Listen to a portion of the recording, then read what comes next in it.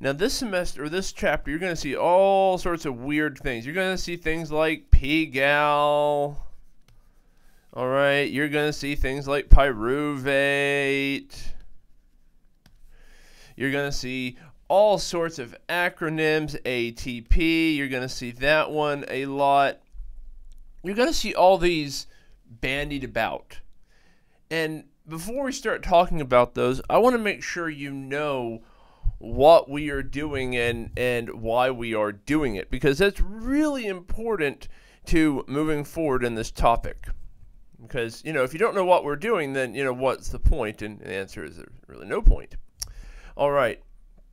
So as we know, we need energy, right? So I'm going to put energy over here that we can use. Now, what kind of energy we can use? Well, that is ATP. And that is ATP. And what can we do with this ATP? Well, we can make muscles move, right? We can move our muscles with it. Okay, we're going to charge these things called myosin heads. So for your muscles to contract, to become shorter, you're going to need ATP. We also need ATP to make muscles relax. All right, to pump the calcium away and to put that calcium in the sarcoplasmic reticulum, for instance. We need ATP. When you want your neurons to work, we need to maintain and establish gradients. So you want your brain to work, for instance. All right.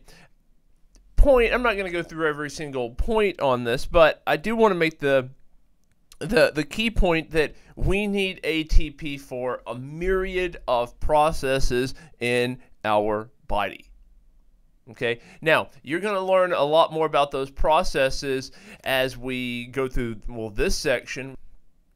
You're going to need it in multiple places. And you'll also talk about that next semester in your second part of this course. But how do we get there? Do we eat ATP? And the answer to that is no. We don't eat ATP. We eat things like carbs, right? We eat things like fats. Have a hamburger. That's good. Okay. We eat things like protein. Right? Think about a hamburger, for instance, right? You got fats. Oh, yeah. You got carbohydrates in the bun. You got protein in the patty. We are eating all of these. And this is energy. That hamburger you go get from McDonald's or Wendy's or wherever you get your hamburger, that hamburger is full of energy. All right? Now, here's a problem. How do we get the energy from that hamburger, that milkshake or whatever, and we make this ATP? Because this is what we need. We need this ATP. This is what we need. And this is what we have over here. Okay? Well, the point of this chapter is this arrow in between. The whole chapter focuses on how we go from carbohydrates and fats and proteins to ATP.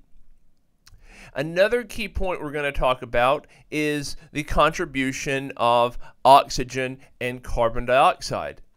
Now, we know that we breathe in, right? We breathe in oxygen,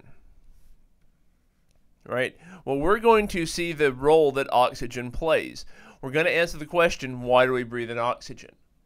Now, we also know we breathe out the gas carbon dioxide, CO2. Now, we're also going to answer the question, why do we breathe out carbon dioxide? The answers to both of these have to do with the generation of ATP. Okay, so we're going to go through multiple cycles for this process. But I don't want you to lose sight of why we're doing it. We're taking one form of energy and converting it to another form of energy.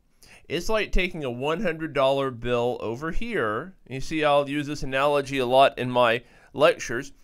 We'll have a $100 bill over here, and you can't use that $100 bill a lot of places. Vending machines, for instance, they only take $1 bills. So what we need is a stack, I'm trying to draw a stack here, a stack of $1 bills. Okay, that's what we are doing. We're going to convert this $100 bill here to a stack of $1 bills over here, and then we can use that as an analogy for ATP and do multiple body processes. I'm going to end the video with this, and then we will actually start talking about these processes. But again, I don't want you to lose sight of our main objective. And this is our objective for this entire chapter. How do we go from here to here?